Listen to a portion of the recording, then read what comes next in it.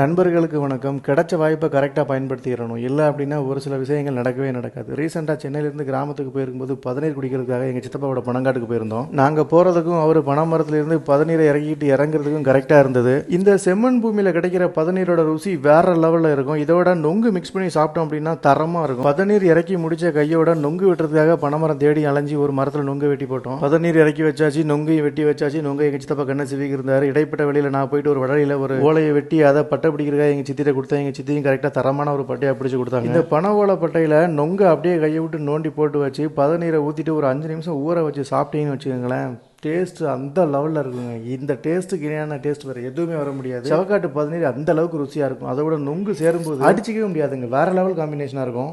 நொங்கு கிடைக்காத டைம்களில் மாம்பழத்தை மிக்ஸ் பண்ணி சாப்பிடுவோம். அதுவுமே டேஸ்ட் நல்லாயிருக்கும். கோடை காலங்களில் கத்திரி வெயிலை சமாளிக்கிறதுக்கு இயற்கை கொடுத்த ஒரு பொக்கிஷம் அப்படின்னா இந்த நொங்கு பதநீர் தான்.